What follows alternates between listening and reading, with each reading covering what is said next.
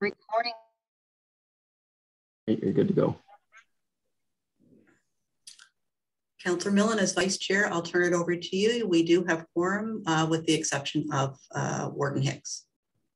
Very good. Thank you, Madam Clerk. Good morning, everyone, and welcome to our Healthcare Funding Roles and Responsibilities Task Force meeting. I will call the meeting to order and ask if there's any declaration of pecuniary interest related to any item on the agenda. Seeing none, if one should arise during the course of the meeting, feel free to declare it at that time. I will welcome our stakeholder delegation. I see Carl Kuhnke. Is that how you pronounce that? You did a very good job. Well, we're off to a good start then. So welcome, Carl, and welcome, Brenda Campbell. I see she's on the call as well. So I will turn the meeting over to you, Carl, for your presentation. And thank you, acting meeting warden. Meeting counselor. I know why Selwyn hasn't joined, and that's because he got this presentation 3 weeks ago when we presented to Hanover Council. So, oh, I see. Okay. I hope that's not why, but we just want to take about 10 minutes of your time this morning to talk about to update everyone on what Saugeen Hospice is doing as it is focused on Southern Bruce and Southern Grey. And we have been in existence for a grand total of 5 months now, but we're moving quite quickly with the able assistance of 12 volunteer board members, including Brenda, who of course is well known in Grey, I think, for her role in various school activities. Should we put them? Or how about if we just say this morning that the Bruce Grey school buses were all canceled at 6:30 this morning, and that's probably because Brenda isn't there anymore. So,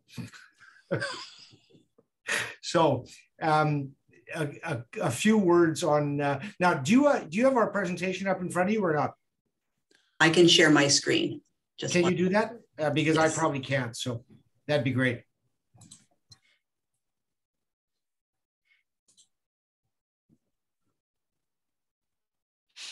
Can everyone see that?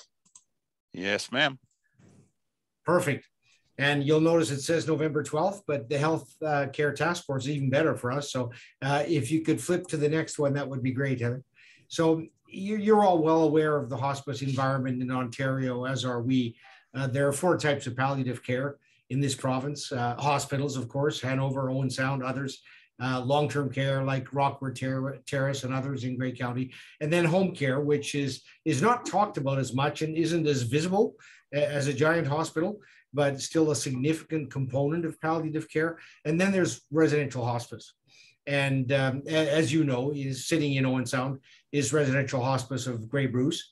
And it was established 4.5, 5 years ago now, and is doing well. And the issues that hospices have, and especially if we look at Southern Grey and Bruce now, is that acute care and long-term care, which are very expensive, are 100% funded, as you know, as part of healthcare. But hospices are not. And although those of us on the inside know that, it's not very surprising when we go to the public and they say, "What do you mean the Ministry of Health doesn't fund hospices?" But they don't fully. It depends heavily on the community, on fundraising and donors, and the government will fund for capital costs up to $200,000 a bed. So if you're looking at a 5 or 6 bed hospice, Owen Sound with 8, 9, 10, if you're looking at that now, today, with all the new requirements the Ministry of Health has put in to build a hospice because of COVID, the actual cost stated there as $1 million is actually over that. So if we're looking at a 6-bed hospice here in Brockton with the land donated by the municipality, we're probably looking at $1.2 million per bed. So by the time you're done, you're looking at $6 or $7 million. And then for operating costs, the government will fund $105,000 a bed per annum, but the cost is easily $175,000 a year.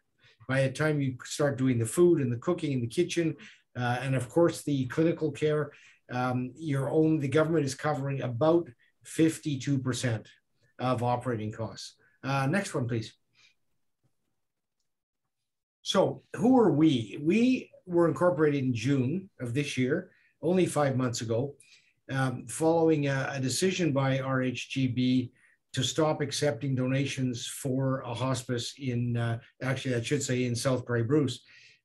Physically, it's going to be located here in Brockton, but it's to serve Southern Bruce and Southern Grey counties. Our board is a dozen with very deep interest in residential hospice. Many have been involved for the last 5 years with RHGB in trying to get the South Hospice built. And two of our board members, myself and Kelly Fotheringham, were on Residential Hospice of Grey Bruce's board. And as a result of their decision to completely stop accepting donations for anything to be built down here, we actually left that board and formed Saugeen Hospice. So we've got a really diverse group of everything from palliative care nurse. In fact, Edith, who was a palliative care nurse at Chapman House and who lives down here. We've got logistics experts, lawyers, chartered accountants, Ken Brown, retired owner and founder, founder third generation of Brown's Pharmacy, who, as you probably know, through Brown's Pharmacy provides all of the home care medical aids and medical care funded by the Ministry of Health to everyone from Owen Sound to literally down to Wyerton to Goderich. We have a municipal councillor who is also Bruce Power and Walker and firefighter. We have a retired diplomat. I won't tell you who he is, but that's probably me. Currently the CEO of the Clean Water Center. And we have piles of supporters. We're up to well over 400 now, and we have a very solid social media presence. Next slide, please. And so why do this?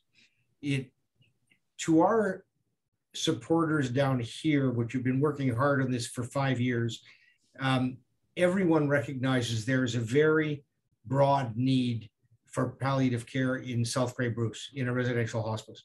Closest is Owen Sound. Actually, physically, the closest is Tiverton, which is a little less, about a 40-minute drive, 35 to 40-minute drive from here, but it's a 2-bed hospice. That's called Huron Shores. And that is co-located in a long-term care home. And they only have 2 beds. And then, of course, there's Chapman House in Owen Sound. This whole region, as you all know, has a hugely aging population. And to ask an 80-year-old whose spouse ends up in hospice to drive to Owen Sound daily to visit their spouse in February, we were all just talking about the weather, it's an impossibility. We've had a couple of individuals who are supporters of ours who actually outlined their stories to us of having husbands or wives in Chapman House last year. And they literally, at the age of 80, had to hive up and move into a hotel in Owen Sound, away from all of their family. And they had to be driven up there, and because of their age, they couldn't drive to Owen Sound in the middle of winter. So the hospice down here has been around for about 5 years as a committee of Chapman House. The Ministry of Health gave Chapman House $180,000 for planning, but to date, only $37,000 has been spent. And rightfully so, and we don't speak for Residential Hospice of Grey Bruce, but 2 years ago, they said, we're delaying the South build inevitably because we're having enough issues funding Chapman House. And clearly, if you're a board and you've got a staff of what they have there, which is like 16 people, full-time staff of 16, and your funding depletes, you do have to focus on what you do. And so on June 30th of this year, after a March board meeting, it actually also stopped accepting any donations for any South build down here, which has affected a huge majority of the donors down here who were committed to building something here, not necessarily adding to the operational revenues of Chapman House, but building something down here for themselves. And so they had nowhere to put their money. Next one. So our plan, we need to come up with $1 million to be authorized by Ministry of Health to begin with a plan for 6 beds. And then we're going to need $400,000 a year to operate. Just to compare this to Chapman House, because of the way they built Chapman House needs a minimum of $1.3 million a year just to meet their payroll. So we're looking at starting small, and ultimately, of course, we'll have some staff, but nothing the nature of what Chapman House has now. So fundraising and donor relations are very critical for us right now. We've always had, for the last 3-4 years, our Golf for Hospice. We raised $150,000 in June of this year in 24 hours, in a 24-hour event with an online auction. That all went to the Residential Hospice of Grey Bruce's segregated bank account, because we, at that point, had just been incorporated and didn't even have a bank account. On June 29th, that money was driven up to Owen Sound to meet Chapman House's June 30th deadline for no longer accepting donations for the South Build. So that's the last of the money that went into the account there. We've also had Hike for Hospice. That's down here alone has been well over 100,000 annually. We're looking at a number of initiatives right now, including galas once we all come out of COVID. Our service clubs here are very active. We just accepted a check last week from Mildmay Rotary for $2,500. The Hanover Rotary is going to be donating another $2,500 or so from a quilt draw that we've all been selling down here. And in fact, the winner of the 50-50 draw from the Mildmay Rotary draw, for which we got $2,500, and the South Grey Bruce Health Foundation, Walker and Health Foundation, got the other $2,500.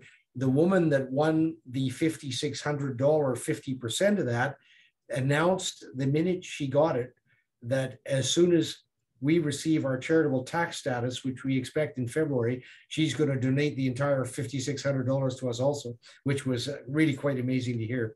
So we've got a harvest for hospice and planning with the agricultural community, some car rallies planned, and also we're looking at major donors right now. As you probably know, Chapman House actually got its kickstart with a $1 million check from Chapman's Ice Cream, and that's what really put them over the top so that they could build their building. Next one, almost done. So Chapman House is sitting on $700,000 in a segregated South Build bank account that can only be used for the South Build down here. They also have charitable tax status. We're looking at February for ours, but in the meantime, there's really nowhere to donate particularly large sums of money where you wish, the estate wishes, in the case of an estate, to get a taxable receipt for the $200,000, $300,000, $400,000, $500,000 or $600,000 you donate. And right now we can't do that, and Chapman House is not accepting any.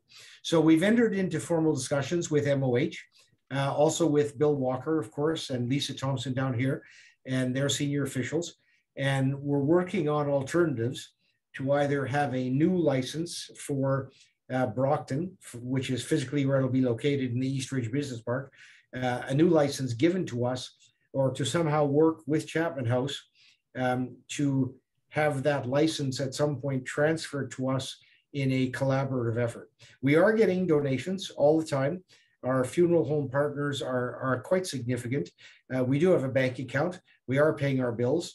We do not have staff yet, but we also have over $500,000 sitting in trusts right now down here with lawyers waiting for our tax status to be declared. And once that happens, we will have well over $500,000 in our bank account. Next to last one. So what are we looking for from Grey County? Obviously, your full moral support. Southern Grey County is in Hanover and surrounding area, and Durham are critical components in Grey County. And they're very, very positive supporters of the Southern build here. We are looking for startup capital. Funds are tied up, as I said, with Chapman House until we get a decision from the Ministry of Health. But we've got our website underway. We've got our Facebook page up. We just today are doing donations directly through our Facebook page. We've got e-transfer set up now for that with Meridian Credit Union down here. And we're all volunteers. So we've basically been paying out of pocket. We do have some money in our bank account now, so those of us that have put in a pile of money can start getting paid back. And so this original presentation, which was to Grey County Council, was to request a grant of $10,000 from Grey County Council to enable us to actually get started a little more and perhaps hire a part-time person down here with the capabilities to help us fundraise. All funds are transparent, of course. We're a not-for-profit corporation, as is Chapman House. Our treasurer is Elaine Burrow, a well-known chartered accountant in Hanover, and we are up and ready to go. Last one coming up, and that is just our contact information. Myself, we have, of course, email, askus@saugeenhospice.ca. If you go to our Facebook page, you just have to go into Facebook and then type Saugeen Hospice, 2 different words. You'll come up with a very active Facebook page, and our donation page will be starting today. And our website should be up and running in a couple of weeks. You'll notice throughout, by the way, if you're not familiar with palliative care, that we have the hearts and the butterflies throughout this presentation. Those are the 2 international symbols for hospice care all over the world. And that's why we use them, and also in our logo. And I think that's it. That's us with a butterfly and a heart. If you have any questions, Brenda and I would be happy to answer them. And if not, we'll let you get on with your healthcare task force, because we know that a healthcare task force has got a lot of work to do. We have heard, by the way, before I finish, that there may be some changes being made by Ministry of Health. So as you consider what you do, including for Chapman House, there may be changes coming up, shall we call it pre-election, that may see additional funding for hospice on a long-term basis across the province. We don't know exactly what will happen. We're a member of Hospice and Palliative Care Ontario, the association, HPCO. We know that they're working hard to try and get the operational costs raised from 52% or $105,000 a bed to 75% of annual operating costs, which would be a tremendous benefit to every hospice in the province, all of whom have suffered, like all charities have, from a drop in COVID donations. So I'll just finish with that. And if you have any questions, we're more than happy to answer them. Excellent. Excellent. Real good presentation, Carl. I can very much sense the passion you have for this project. So that's great. Any questions from the committee to the presenters?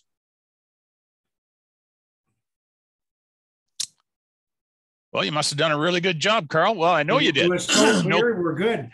Absolutely. No questions at all. So I thank you very much for your time, both Carl and Brenda. We certainly appreciate your efforts to bring this project to fruition, and we'll be back to you, I'm sure, with some kind of communication in the not too distant future. No problem. And I should, just on closing, if any of you individually wish to be kept up to date on Saugeen Hospice initiatives with your home emails, your personal emails, all you have to do is send an email to askus@saugeenhospice.ca. You'll be added to our distribution list, because we do at a minimum monthly get these updates out to all our supporters, upcoming activities and everything we're doing. So just fire an email off if you're interested, and you'll be added to our list. Excellent. Very good. All right, then. Thank you. And I bid you a good rest of your day. Enjoy your deliberations. Thank you. Very well. So we'll continue on with our agenda. The next item on the agenda is number 4, reports. And there's a healthcare funding policy report there from CAO Kim Wingrove. So Kim. Good morning, everyone.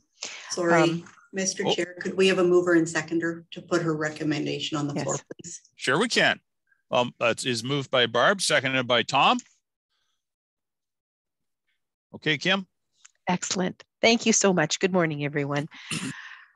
So what we have before us this morning is the proposed healthcare funding policy for your consideration. And just by way of some background, we started this back in November of 2019. COVID intervened, but we have heard from a number of stakeholders. Our mission was to develop a healthcare spending policy that would guide Grey County Council's decision-making regarding funding requests from healthcare stakeholders, and to outline a rationale from where municipal funding should be allocated and the criteria for eligibility, as well as maximum annual reserve contributions. So that's where we started from.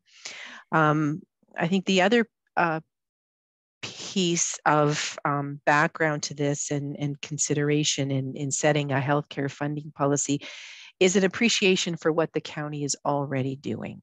And the proposed principles to guide county healthcare funding decisions are made within the context that all upper-tier municipalities already provide significant resources to healthcare through the portion of county levy allocated to long-term care, paramedic services, and our support to the health unit.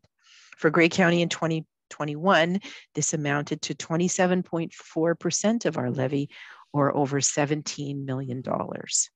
Ontario, just by way of background, Ontario is the only province where municipal governments are directed by legislation to play a role in funding and delivering those health services of paramedics and long-term care.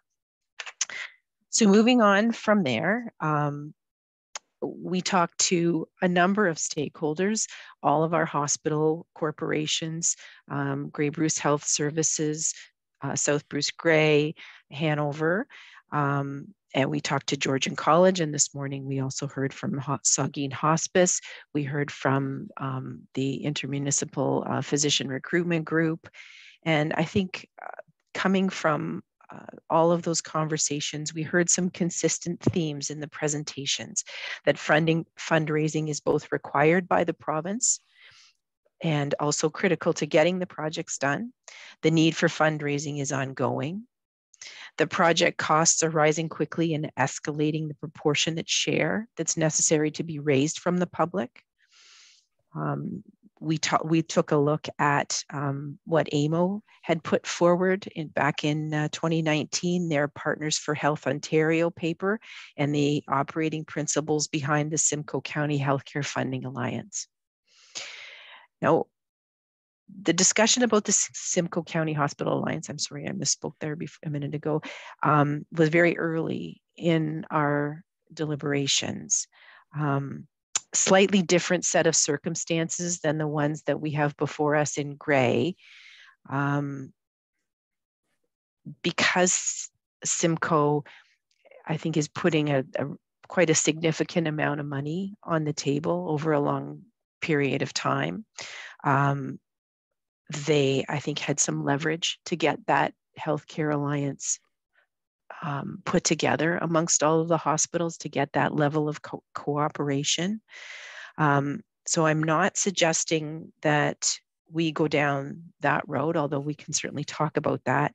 What I did think that was that there were some key principles in the Simcoe County work that we should try, as much for consistency as anything else, to incorporate into our proposed policies. That idea of 20% of inpatient and day surgery services were being offered to Simcoe County residents. The fact that the capital project that's being funded has to have provincial approval, that there must have been consultation taken place with other healthcare sectors in the region. The other thing, the one thing that they have that I didn't include in ours is that they are only making payments based on actual eligible expenses. So they, through their annual allocation to the Hospital Alliance, they're providing back-end support rather than front-end support.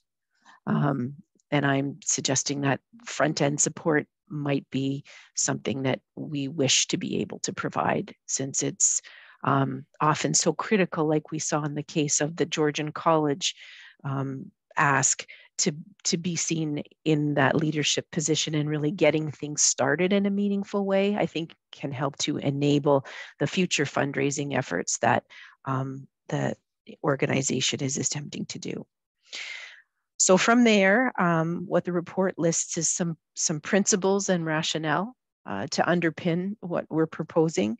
So first of all, we have made and will continue to make significant contributions to healthcare delivery through levy allocations to paramedic services, long-term care, and public health. We also support the health and well-being of our residents through levy contributions to social services, children's services, and social housing. The second piece was that healthcare funding is a provincial responsibility, and as a county, we support AMO's recommendation that the province engage with them and establish a municipal working group to review the future appropriate and value-added municipal role in hospital funding and planning decisions. The question of the appropriate role for municipal governments in funding healthcare capital and equipment has been raised across the province. The current legislated requirement for a 10% share to be raised through donation places a hardship on rural communities who lack the same breadth and assessment base that urban municipalities have. The development of a consistent, defensible policy in this regard would provide a level playing field and facilitate long-term planning by both the funder and the project proponent. You may have seen, here's an example even from a rural context. I think it was last week or the week before. Brampton's been working hard to see a hospital put in place in that community. I think they've had the go-ahead to do so, but the requirement to fundraise from the community is $125 million. The city of Brampton is considering a special levy on property taxes to be able to fund that requirement. Our third principle, I'm suggesting here that we consider a slight increase to what we're allocating, that Grey County would allocate 0.75% rather than the 0.5% that we're doing now of our own source levy annually to a reserve to fund eligible healthcare projects. And I think this is meant to acknowledge the escalation in project costs that we're seeing, as well as I think in some parts because of the growth that we're seeing in our communities. Projects are eligible if they fund capital or equipment requirements, the project is provincially approved, creates a significant service improvement or responds to an identified need with strong support from other healthcare. The ask is periodic and significant.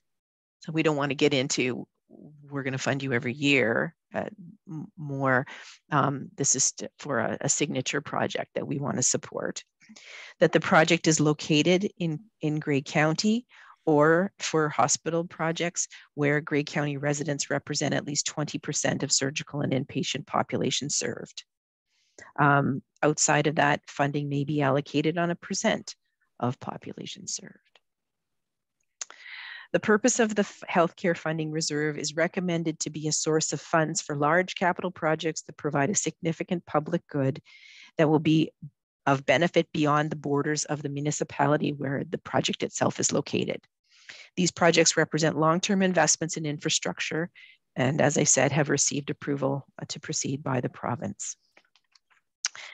I did provide some comparison just for your information and pulled a few places around the province ourselves, Simcoe County, Northumberland County, the region of Niagara. You can see there's a huge amount of difference in the budget. Niagara's is so different because they do water and wastewater in Niagara at the region.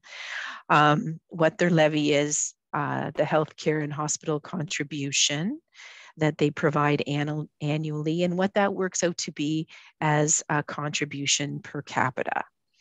And then what that contribution is as a comparison as a percent of the levy.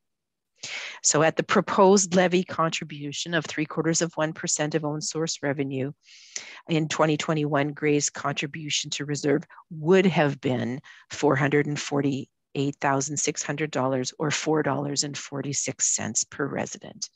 And you can see when you look across, well, we have not matched the level at which Simcoe is funding this work.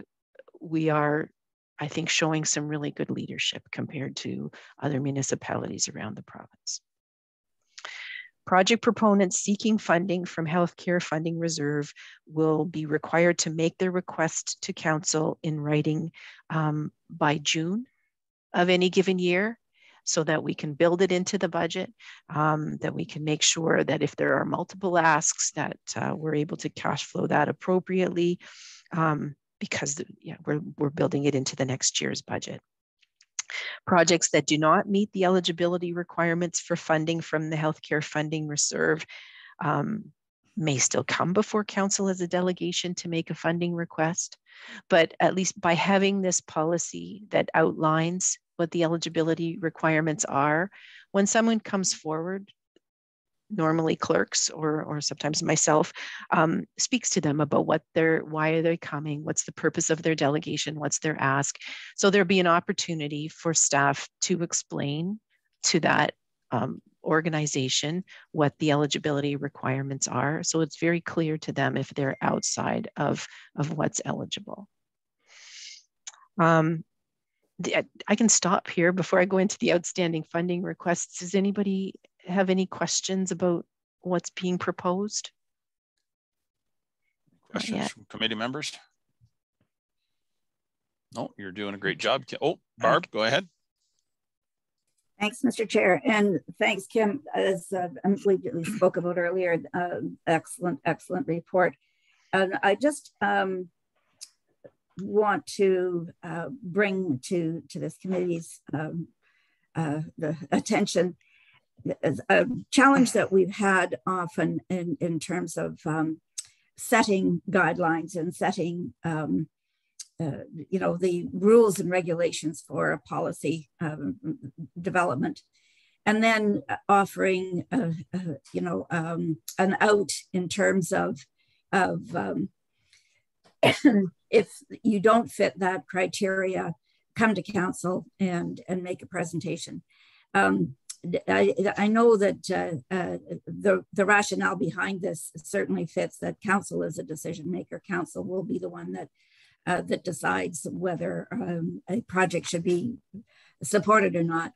But it just it seems to me that if there is a way that, for example, projects might be considered at some point in the deliberations of the funding request, because of the requests that we've had coming forward have been sometimes for projects as opposed to bricks and mortar, which we've traditionally supported. And I know that the rationale being here, this is a recommendation from this committee to go forward to council for approval or amendment as they see fit. But that was a curiosity for me, and I wanted clarification from that, which I got from you, Kim. So thank you for that. I just find that it's something that maybe we need to talk about a bit.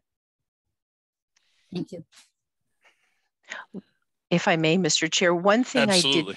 I didn't put in this report, but is very clear in the Simcoe County policy, is that if you're coming to county for support, you're not going to the lower tiers as well. And so there is that, and that's something I didn't specifically note in here, but certainly could add that to our policy if that was seen to be a benefit. Yeah, I noticed that there, and I'm wondering if we shouldn't have some thoughts on that from the committee, because myself, I'm thinking, well, I don't want to say double dipping, because it's that's really what it is, or could be. Does anybody else have any thoughts on that? Whether we should include that restriction, Paul? You're still muted there, I think. I have a bigger conversation. Sorry, I have a bigger discussion, but I'll leave that point for a minute. Oh, okay. Anybody else have any thoughts on whether we should include a restriction to approaching lower tiers in addition to the county? Tom, I see your thumbs up. Does that mean you'd like that restriction in there? Yes, thank you. Barb, do you have any thoughts on that? Yes, I agree. I think that is something that if we go ahead with this, then that means there is not an approach individually to each of the lower tiers. I appreciate that. Right. I guess it wouldn't preclude a lower tier on their own initiative, right?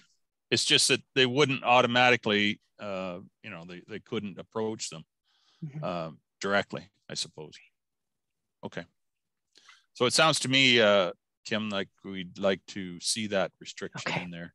Thank you. Any other discussion so far on what we've talked about? Paul, you wanted to suggest something else? Go ahead. Yeah. I know just briefly on the part about restricting it to lower tiers, but when it comes to, and we've witnessed it with the Markdale Hospital and other, it's tough.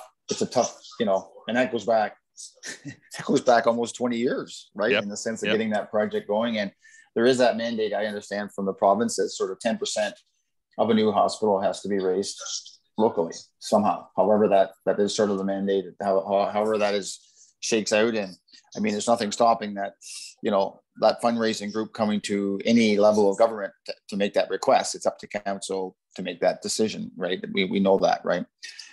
Just going back to the policy of the 20%, and I'm saying this from more of a little bit of a high level, but this whole committee started with regards to the request that came from Simcoe County and the Collingwood Hospital and an expansion there and that whole thing and trying to find, and I understand you're trying to level the playing field, so it's a fair and balanced approach. But the one thing that I do want to get more information, but we do have a huge resort, Blue Mountains resort that we've all been at. We know how that has changed over. I remember reading in 1999 where Interwest was coming to town, and there's going to be 50,000 units. And I thought that's crazy, but it happened. It's crazy what's happening there. It's just unbelievable what changed there. But I know when Interwest took over that, and I sat on that Collingwood Hospital board for 12 years. And I know the issue that changed with that was the changes with regards to selling ski passes, ski things, ski passes to go on that hill. And they greatly reduced the price because their mandate was just sell.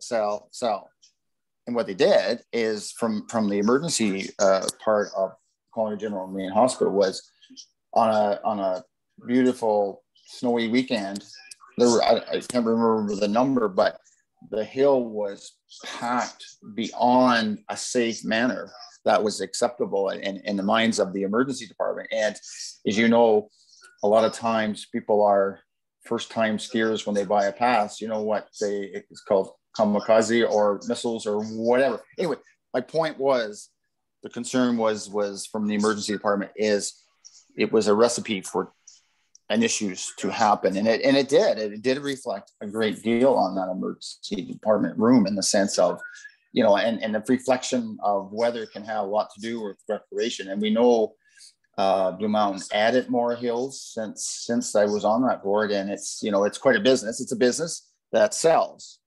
My point I'm trying to raise here is, given some of that influctuation into our great county, as you want to say, and it talks about the 20% residents, I want to get bigger numbers, but on any given weekend, I would like to know what that influx of people coming into that area are, and that reflection on a health service. And I know some of it trickles over to me for this. I'm sure Barb is quite aware as well. It is either you go this way or you go that way, and it depends on the day and getting that service, and even into Markdale as well, Markdale Hospital. But I know we generate a huge tax base from that area, and the fluctuation of people, it's a unique situation that's not normal.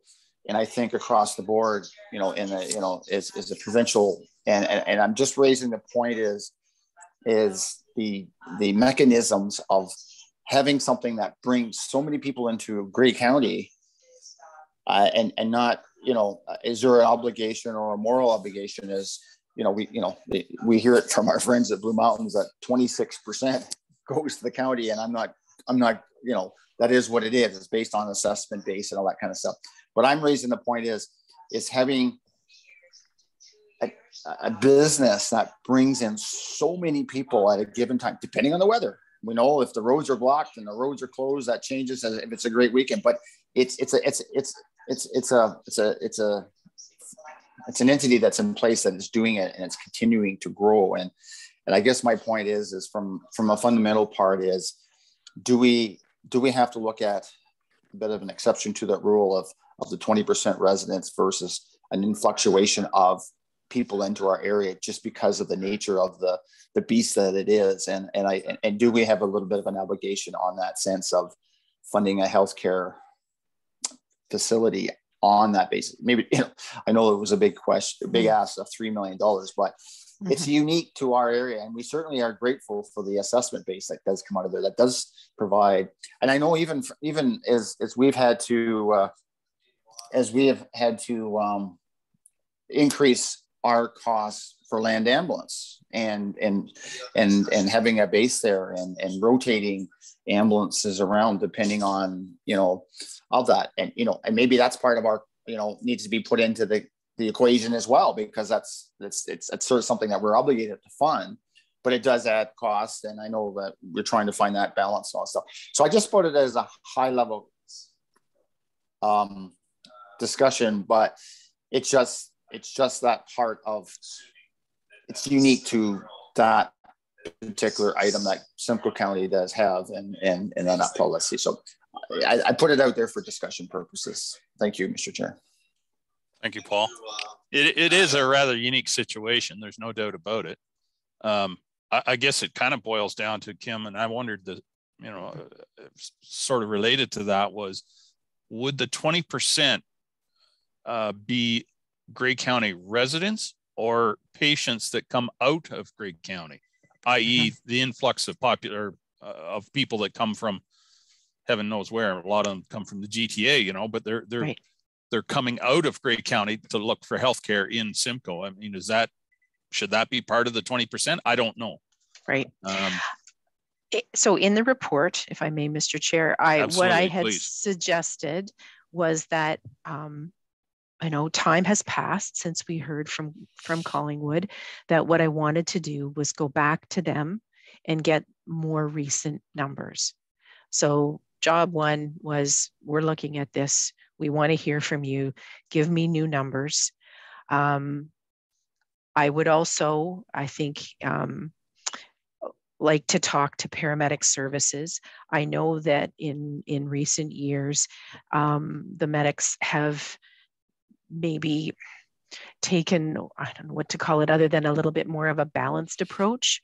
Nobody wants to be in an offload delay situation where the ER is backed up and people are waiting. So, how much diversion to Meaford is happening versus just as Collingwood, because it was my understanding that we were moving patients into Meaford perhaps more frequently than had been done in the past. The other discussion, there were some preliminary thoughts about whether or not they wanted to have more of a clinic actually on site at the resort itself.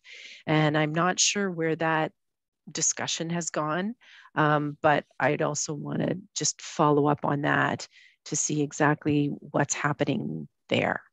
That could be quite a rabbit hole to go down, that one, I think. Yeah. Wow. So as I say, what I was proposing for right now, not wanting to in any way exclude Collingwood General Marine, but to get some more information from them. And I think that the tourism point that Councillor McQueen has raised is an excellent one. And one thing I haven't done but could before maybe this report comes back to council is just take a little look at what if there are other kind of quote unquote resort communities, and whether they've had any kind of any kind of sort of unique arrangements with their hospitals to account for that. So let me look into that. Thank you. And, having said that, Kim, I can appreciate that, any delegation coming to council or to this committee, I suppose, their situation is always going to be unique to what they need, or they can build the request to make it look unique, right? So anyway, that's good. Any other questions on what's been presented so far? Barb, go ahead, please. Thank you, Mr. Chair. Interesting concept, Paul, and I really appreciate this broadening the perspective here. I guess my concern about that on the whole is that we are spending Grey County taxpayers' money on this healthcare, additional support for healthcare. Healthcare, as noted in the report, and we all understand completely, is a provincial matter. And those folks coming into our area are guided and are supported by the provincial healthcare mandates where they live as well. So I'd be very, very conscious of adding on additional cost to our taxpayers in Grey County for a typically provincially funded service as healthcare vis-a-vis hospital care is provided. We have this situation across the board where many of our residents, myself included, must go elsewhere for healthcare treatment in some cases. And, I think that is assumed and is right to be provincially funded. As just one thought on that. Just another quick thought in terms of fundraising locally for, for hospitals and institutions. Our hospitals have set up very successful hospital foundations that do that at the local municipal level. And so I thoroughly support a request from a hospital coming into Grey County as not going, excuse me, into the lower tiers for that reason. The local municipal hospital foundations are very active, very successful, and they have a mandate to fund their hospital close to home, which is why they're very successful. So I just put that out for consideration as well. Thank you. Very good points. Thanks, Barb. Very good points. Very good points. And as we all know, it's a complicated issue, but ultimately it is a provincial responsibility, no doubt about it. But the reality is what's on the ground and what's in front of us. So we have to deal with it, right? No kidding. Any other questions on what's been presented so far or discussion? No, not seeing any. Okay, Kim, go ahead. Okay, so I want the section about outstanding funding requests. And so we've talked about Collingwood General and Marine.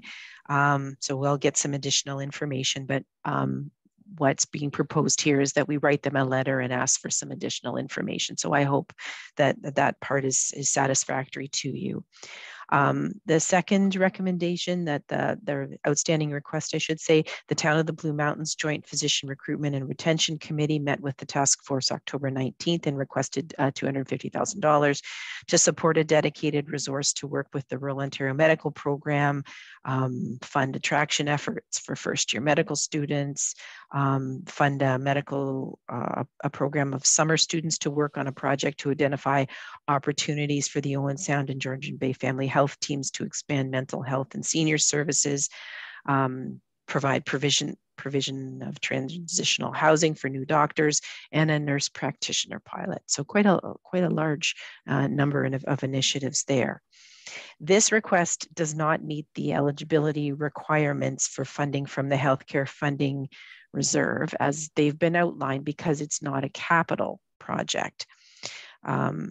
The recommendation here is that a letter be provided to the committee advising of them of the funding policy if and when it's approved by council, and suggesting that they provide a revised request to council with letters of support from the health teams in ROMP for consideration.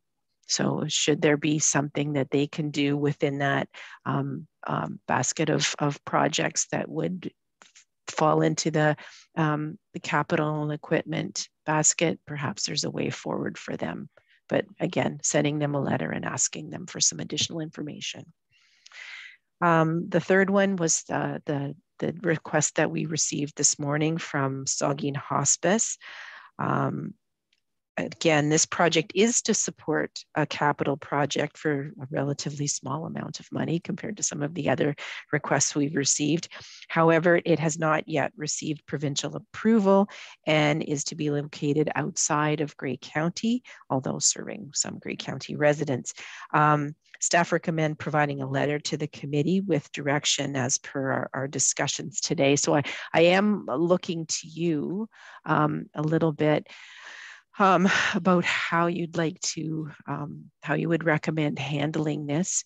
Do we want to inform them of our new policy and suggest to them that in principle, the county is supportive of the additional hospice beds, and and ask them to come back when they're a little bit further along with their deliberations with the province. Okay, any thoughts from committee members on that? Tom, go ahead. Thank you, Mr. Chair. I think that's a good approach, Kim, to maybe have them return, but I think there's going to be some question. We're going outside the county for sure. Mm-hmm. Again, I support it across the board, but I think maybe they should come back at us. Thank you. Okay, any other thoughts? Barb, go ahead. Thanks. Yeah, good thought, and an excellent presentation this morning. Certainly, the enthusiasm will carry them a long way. Yeah. I'm just wondering if the 20% criteria of Grey County residents using the facility might be a stake in the sand as well. Yeah. Good points. Good points. All right. Yeah, I would agree with that, Kim, that we need to ask them to come back when they're further along on their project. I don't think 10,000 is going to make or break them one way or the other at this point. No. But certainly, you know, hospice is a popular, I shouldn't say popular, but it's a very on everyone's minds issue at the present. Right. I do regret not asking him if they had approached Bruce County or what Bruce County's engagement was in this. Wow. I should have done that. The next one, number 4, was the Grey Bruce Health Services. Again, at the time that Collingwood came to speak to us, Grey Bruce Health Services also came around that time, and they'd requested $400,000 over 2 years around their MRI project. They were fortunate to receive a private donation for $1 million. And so that allowed them to get over the top with that project. So I don't believe that there's any further action required on that matter at this time. And then the last one, also with Grey Bruce Health Services, when they were here in June, they asked for another $150,000 in support for the Markdale Hospital. Again, open to any comments from this committee. The recommendation here from staff is that we include the $150,000 in the 22 budget, with funds being drawn from a combination of the healthcare funding reserve, which has a balance of $90,548 after we take out the Georgian College funds, and then as part of whatever our transfer to reserve is in 2022, we draw the balance out of that to make up the 150. Thoughts from committee members on that? Barb, please. If you have a handle on what we have contributed to date for the Markdale Hospital in terms of infrastructure funding. Don't know. No, Mary Lou, if you're on the call, I want to say, so there was the land and then the money that we gave them, and I want to say we're around the $1 million mark. Yeah. But Mary Lou, is that, yeah? Yeah, between the donation of the land and the financial contribution we made this year, it's $1 million. Mm-hmm. Right. So this 150,000 is the additional that fundraising, right? Mm-hmm. That each municipality was added or asked to top up their original commitment. So right. Okay. I'm supportive of the direction that you've suggested in the report here. Absolutely. Any other thoughts from committee members? Nope, not seeing any. Okay. Okay, and then the last one was just to note that both Hanover Hospital and South Bruce Grey, when they spoke to us, they both mentioned future renovation projects, but didn't provide the task force with a specific ask at that time. So our recommendation here is we write a letter thanking them for providing information to the task force and their assistance in our deliberations, advise them of the policy, and so and letting them know that, you know, should they have a project in the future that would align with the way the policy is set out, that they're more than welcome to bring that forward to us. Great. Any thoughts on that one from committee members? Nope, everybody's good. Thank you. Okay. So finally, if approved, the report recommends an increase of 0.25% of own source revenue being added to the levy, and so that it can be put into this healthcare funding reserve. For the 22 budget, this would result in a transfer to reserve 467,600, an increase of 168,500 as compared to 2021.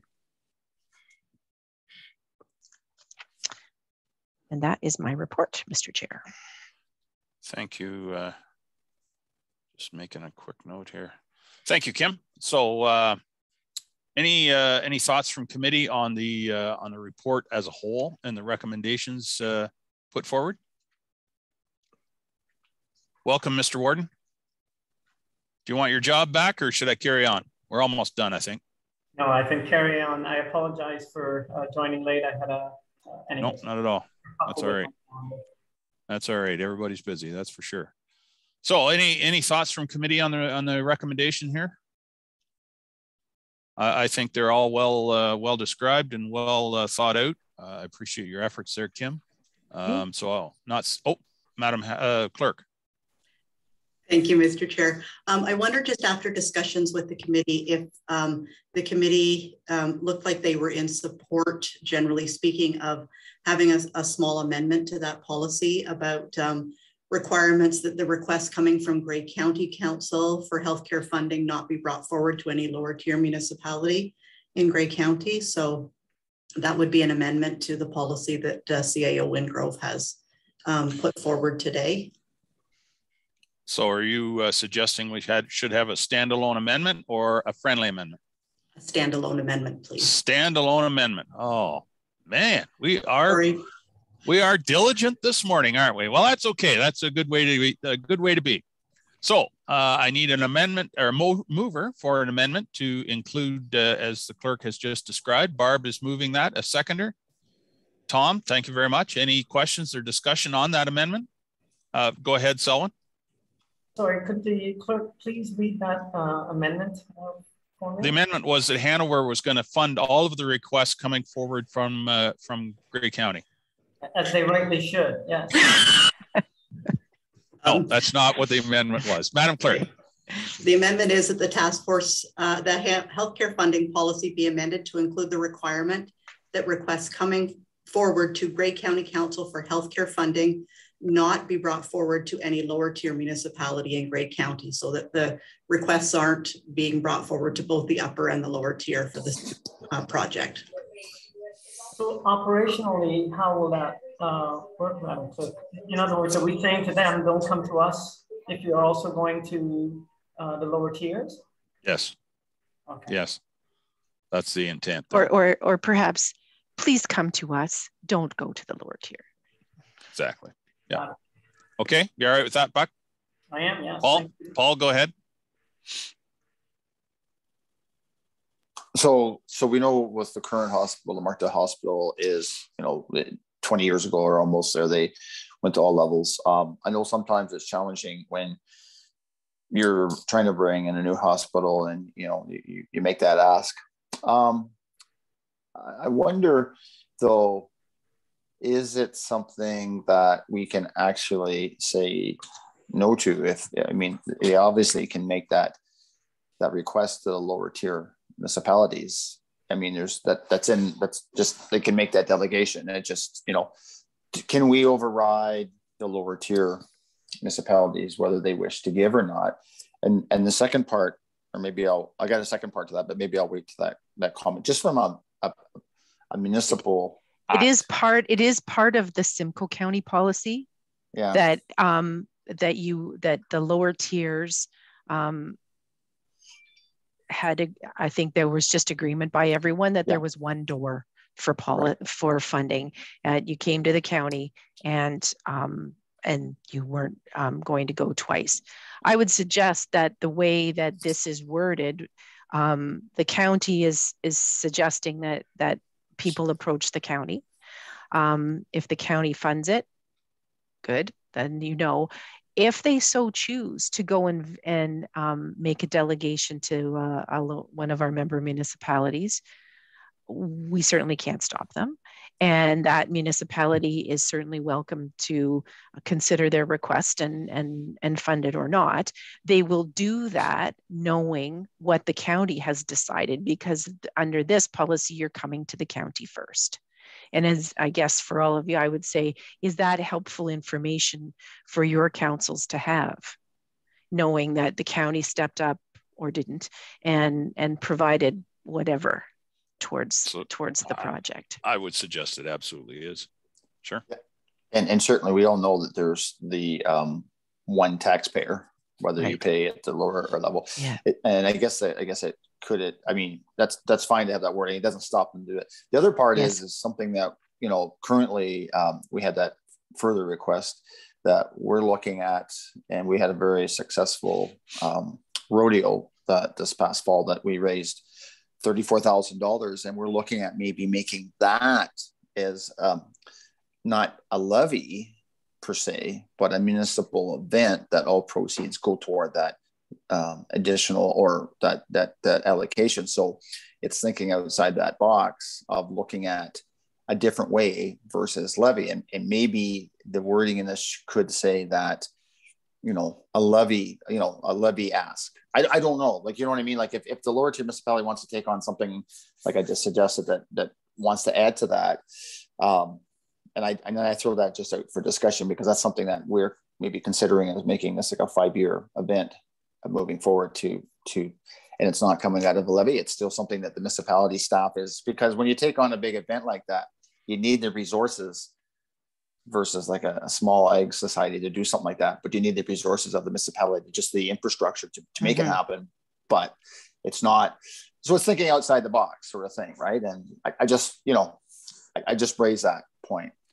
Well, as I pointed out earlier, there's certainly no restriction for a municipality if they decide themselves that they want to take on to support a project like that. There's no reason why they couldn't do that, even if the group had come to the county for funding as well. I mean, yeah, Buck, I saw your hand up there. Yeah, thank you, Mr. Chairman. I'm just thinking, as an example, the town of Hanover supports the local hospital to the tune of about $100,000 every year. And that's just sort of automatically done, even without an ask. But there's some sort of an update. These are the major things that we're working on. There's a big need, whether it be us supporting, the purchase of homes to house, new doctors. Or the doctor recruitment campaign, or indeed just the hospital or the hospital foundation. So I guess I'm a little concerned about how this policy might impact that long-standing sort of, policy that's been in place, which is that we somehow support the hospital to the tune of about $100,000 a year. Would that stop them from coming and doing updates, or would they now have to say, okay, we have to be very careful if we want to get support from the county, we better go to the county first? And would that support coming from Hanover on an annual basis have any impact on the county's decision to fund or not fund a request coming from, say, the Hanover and District Hospital? My sense of that would be, yes, thank you, Mr. Chair, that the purpose of this policy is for significant periodic asks to fund capital and equipment, where it sounds like you've entered into an arrangement in Hanover where the town feels that, it's to their benefit to just provide this kind of friendly, I guess call it a friendly support to things that might be maybe more operating. But if Hanover had a specific big project, they should come to county they should get support from county if that's what we're doing. And then Hanover could decide that either they want to direct their funding that year or they want to top it up or whatever, but that would be a second thing. But I don't think the funding that you're providing to them annually, which doesn't sound like it comes with it's not a very specific ask on the part of the hospital foundation, would conflict with what we're saying here. Okay, Buck. Yeah. Good. All right. Any further discussion on this one? Barb, go ahead. Yeah, and I go back to my point about, and certainly Becca alluded to it, and I know that Hanover does this as well. We work very closely with our hospital foundation. We're very supportive of their activities, as well as the clinic that has been established in our community. So our taxpayers are heavily invested in healthcare in our community. I think that would be the overriding concern for me, is that having outside hospitals outside of our specific municipality coming to us for requests for support is certainly not something that, excuse me, talk much this morning, it would be appropriate given the fact that our relationship is with GBHS first and foremost, as Grey County's healthcare provider in terms of hospitals, and then at our local level with our foundation, since we do have a hospital on our site. I just feel that coming to county, and if the proponents want to double dip, if you will, because that is what it is. I mean, the taxpayers are already paying heavily into this, as they should. But just to be aware at the county level that this ask has been made of lower tiers, that would be a question that would be asked at the time. And if it has, well, then maybe that's an indication of whether support should be granted or not. Yep. Okay, any further discussion on the amendment? Okay, I'll call the question. Is anyone opposed? Seeing no opposition, that is carried. So now we're back on to the amended main motion. Any further discussion on the amended main motion? Not seeing any, I'll call the question. Is anyone opposed? That is carried. So thank you very much, Kim. Very good report, very good discussion. Okay, going back to the main, there we are, back to the agenda. Any other business in front of the committee? Not seeing any. Next meeting date, we may not have, well, I guess we won't have one, because the report that we just adopted showed that we are going to be dissolved. Interesting word, dissolved. Anyway, I'll call for a motion to adjourn. Tom and Paul is seconding that. Anyone opposed? Excellent. Thank you so much.